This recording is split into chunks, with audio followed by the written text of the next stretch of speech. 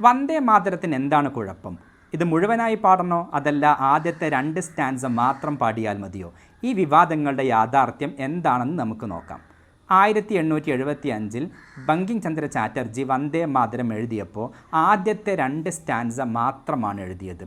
പ്രകൃതി വിഭവങ്ങളാൽ സമൃദ്ധമായ ഈ രാജ്യത്തെ അമ്മയായി കണക്കാക്കി വന്ദിക്കണം എന്നതായിരുന്നു ഈ 2 സ്റ്റാൻസയുടെ ഉള്ളടക്കം. പിന്നീട് 1882 തൻ്റെ നോവലായ ആനന്ദ് മഠത്തിൽ ഈ സംഗീതം പ്രസിദ്ധീകരിച്ചപ്പോഴാണ് ശേഷമുള്ള 4 സ്റ്റാൻസ കൂട്ടിച്ചേർത്തത്.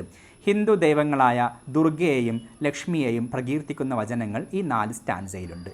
ഇതാണ് വിവാദങ്ങളുടെ അടിസ്ഥാനം. 1896 കോൺഗ്രസിൻ്റെ കൽക്കട്ട സെഷനിൽ വെച്ച് രവീന്ദ്രനാഥ ടാഗോർ വന്ദേ മാതരം പാടിയപ്പോൾ എല്ലാവരുടെയും വികാരം മാനിച്ച് അദ്ദേഹം ആദ്യ 2 സ്റ്റാൻസയിൽ ഒതുക്കി.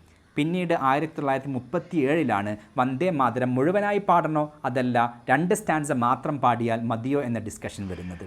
മഹാത്മാഗാന്ധി, ജവഹർലാൽ നെഹ്റു, നേതാജി സുഭാഷ് ചന്ദ്രബോസ്, മൗലാന ആസാദ്, രവീന്ദ്രനാഥ ടാഗോർ എന്നീ നേതാക്കളുടെ നിർദ്ദേശപ്രകാരം കോൺഗ്രസ് ഔദ്യോഗികമായി 2 സ്റ്റാൻസ മാത്രം മതി എന്ന് തീരുമാനിച്ചു. 1950 ജനുവരി 24 വന്ദേ മാതരത്തെ ഇന്ത്യയുടെ ദേശീയ ഗീതം അല്ലെങ്കിൽ നാഷണൽ സോങ് ആയി അംഗീകരിച്ചപ്പോൾ ഭരണഘടനാ അസംബ്ലിയും ആദ്യത്തെ 2 സ്റ്റാൻസ മാത്രം മതി എന്ന നിലപാടെടുത്തു. ഇപ്പോഴത്തെ വിവാദം ഈ വർഷം മെയ് മാസത്തിൽ കേന്ദ്ര ഗവൺമെൻറ് ഉത്തരവിറക്കി.